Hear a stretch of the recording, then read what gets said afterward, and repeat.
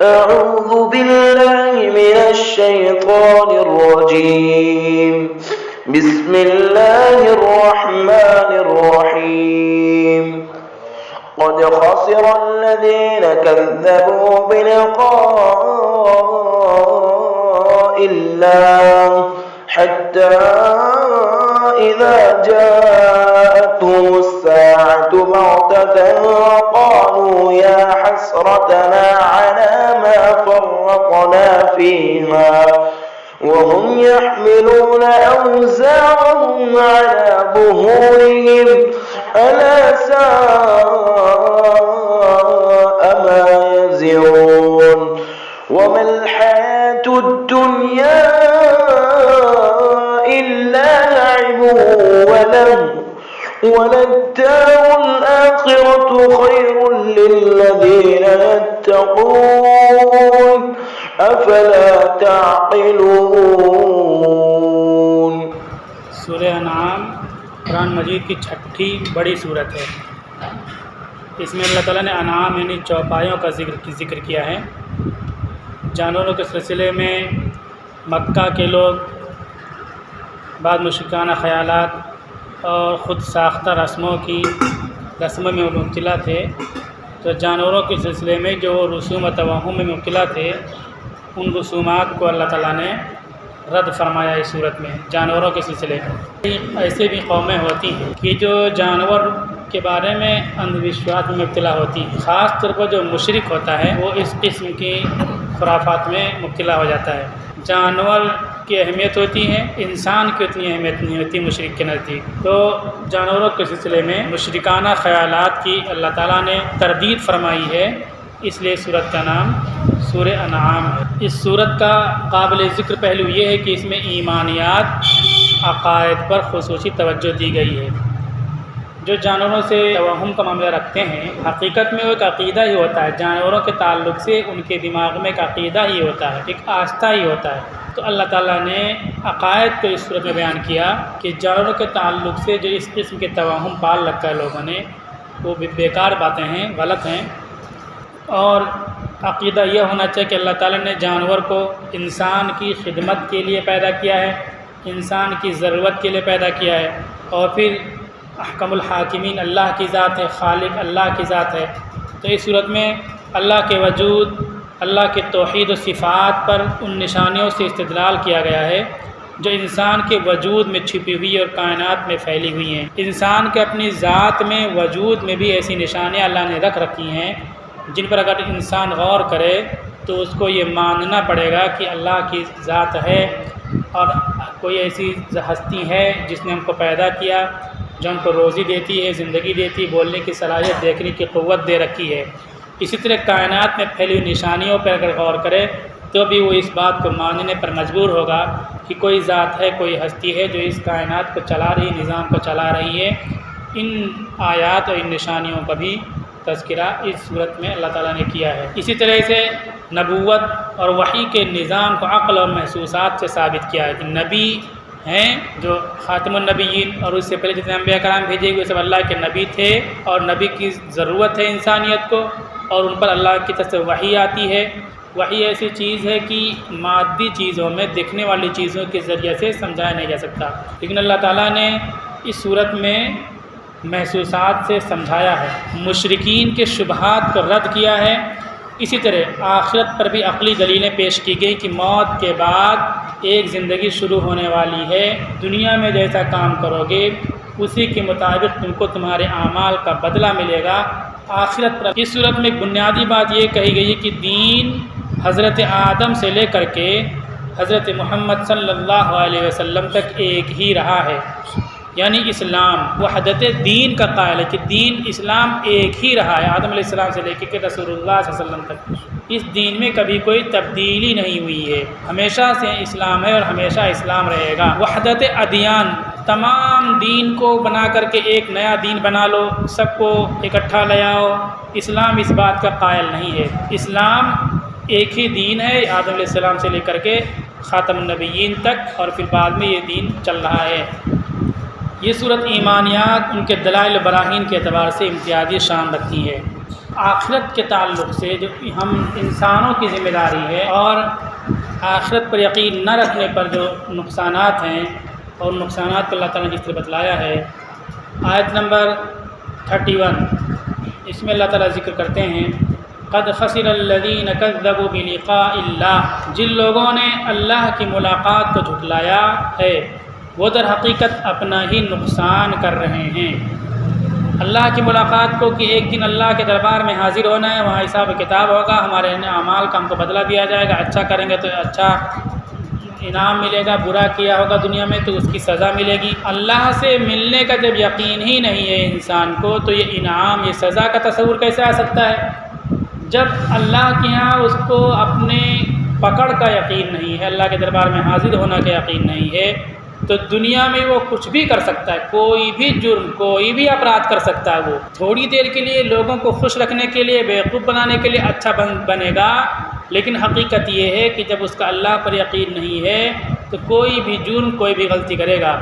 اس کے نتیجے میں آخرت تو اس کی تباہ ہوگی، اللہ کے یہاں پکڑ ہوگی، جرائم زیادہ اس کے ہوں گے، دنیا میں بھی وہ تباہ برباد ہو جائے گا۔ جن قوموں کا اللہ پر یقین نہیں، آخرت پر یقین نہیں، وہ دیکھنے میں ٹائی، جوتے اور بوٹ اور سب اچھے لگتے ہیں، لیکن حقیقت یہ ہے کہ وہ تھالی کے بیگن کی طرح لڑکنے والے ادھر سے ادھر ہوتے ہیں، ان کا کوئی مستقر، کوئی ٹھکانہ نہیں ہوتا ہے۔ حتیٰ کہ ان کے جو گھر ہوتے ہیں، فیملی ممبرس ہوتے ہیں، ان سے بھی ان کے بہتر روابط نہیں ہوتے ہیں، ان کا گھر بھی اجڑ جاتا ہے۔ جو ہم یورپ، امریکہ، برطانیہ، ان ملکوں کے نام سنتے ہیں، آپ جا کر کے دیکھ لیجئے، باپ اپنے بیٹے پر اعتماد نہیں کرتا کہ بیٹا کب ہمارے ساتھ خیانت کر لے، بیٹا باپ پر اعتماد نہیں کرتا ہے، حتیٰ کہ ماں اپنی بیٹی پر اعتماد نہیں کرتی، بیٹی اپنی ماں پر اعتماد نہیں کرتی ہے۔ اور دیکھیے باپ اور بیٹی کا کتنا مقدس رشتہ ہوتا ہے، بیٹی جتنی نازک ہوتی ہے باپ اتنا طاقتور ہوتا ہے، اور اپنی بیٹی کے سیفٹی اور تحفظ کے لیے اتنا فکر مند ہوتا ہے۔ ہم اپنے سماج میں دیکھیں، لیکن اس سماج میں، جس سماج میں اللہ پر یقین لوگوں کو نہیں ہے، آخرت میں جانے کا یقین نہیں ہے، اس سماج میں بیٹیوں کی کیا حالت ہوتی ہے۔ بیٹی کی مدد کے لیے باپ تیار نہیں ہوتا ہے، بیٹی کو گھر دینے کے لیے باپ تیار نہیں ہوتا ہے۔ قوانین وہاں کے اتنے سخت ہیں کہ قوانین کے نتیجے میں، حکومت کے انتظام کے نتیجے میں بچوں کی پرورش ہو جاتی ہے، بچے بڑے ہو جاتے ہیں، ان کی پڑھائی ہو جاتی ہے، لیکن ان کے گھر پوری طرح سے اجڑ چکے ہیں۔ ان کو اپنے گھر میں، گھر جو سکون کی جگہ، وہ سکون و چین نہیں ملتا ہے۔ تو اللہ تعالیٰ کہتے ہیں قد خسر الذین کذبوا بلقاء اللہ، کہ جن لوگوں نے اللہ سے ملنے کا، اللہ سے ملاقات کا انکار کیا ہے، وہ لوگ گھاٹے میں ہیں، انہوں نے گھاٹے کا کام کیا ہے۔ جن لوگوں کو اللہ سے ملنے کا یقین ہے وہ گھاٹے میں نہیں ہوں گے۔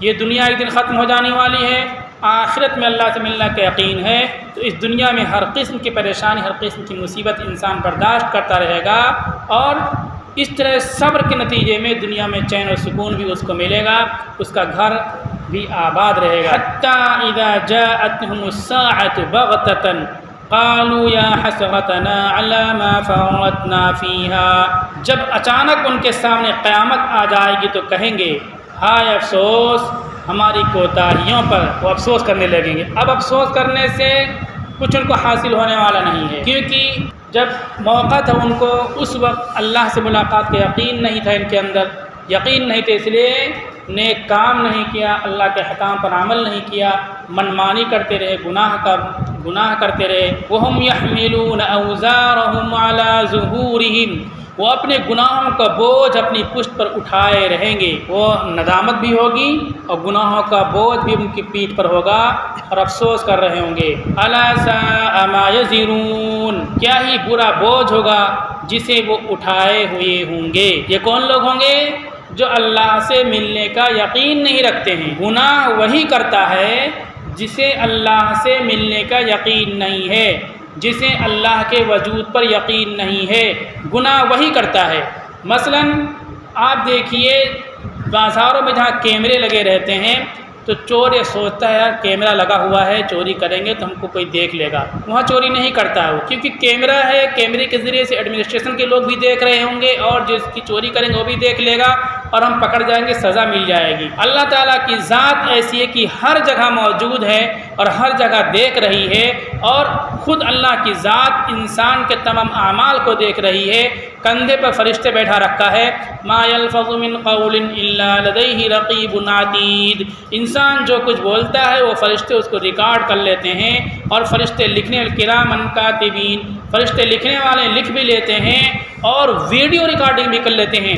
یومئذ یصدر الناس اشتاتا لیروا اعمالهم، انسان میدان محشر میں اٹھے گا تو اپنے اعمال کو دیکھے گا کہ میں یہ چوری کر رہا تھا، میں یہ نیک کام کر رہا تھا، اپنے اعمال کی ویڈیوز کو دیکھے گا۔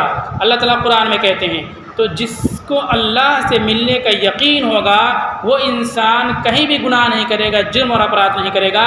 جس کو اللہ سے ملنے کا یقین نہیں ہے وہی گناہ کرتا، وہی جرم کرتا ہے۔ اللہ سے ملنے کا یقین رکھنے والا اپنا نام مسلمان رکھے یا کچھ بھی رکھے وہ گناہوں سے بچے گا۔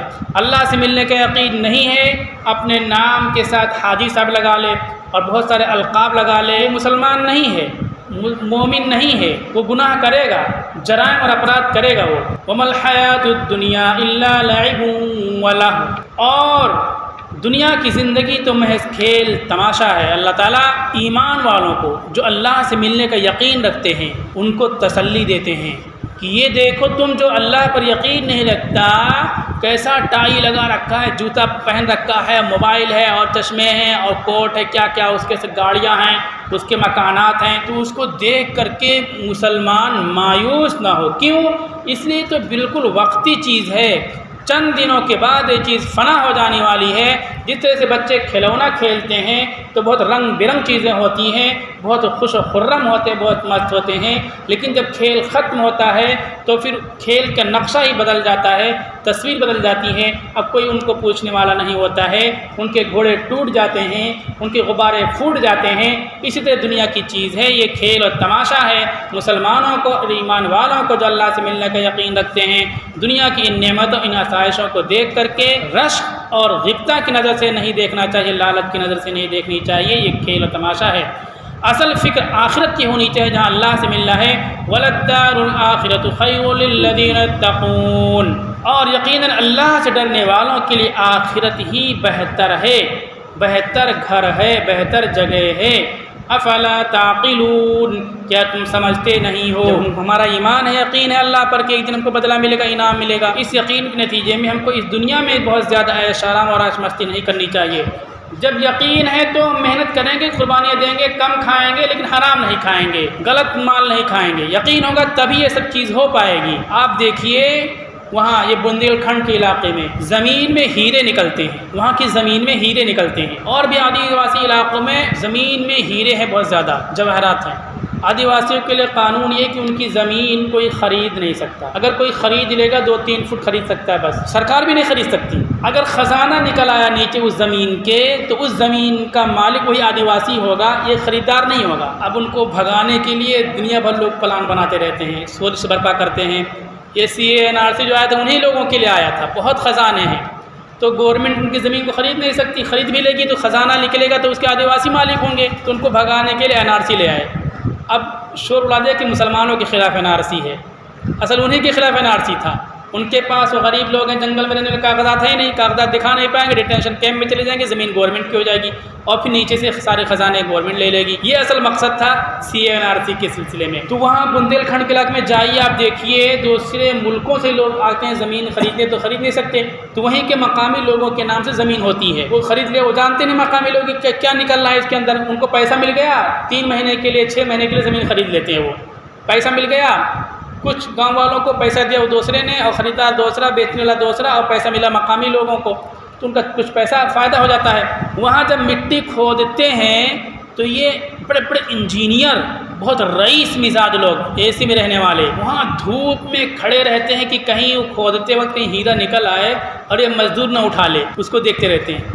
دیکھتے دیکھتے وہ کالے ہو جاتے ہیں اور دھول میں بھر جاتے ہیں، چہرہ دھلنے کے لیے ان کو پانی نہیں ملتا، پینے کے لیے پانی نہیں ملتا، نہانے کے لیے پانی نہیں ملتا ان کو۔ یہ ساری مصیبت، ساری پریشانی کیوں اٹھاتے ہیں وہ؟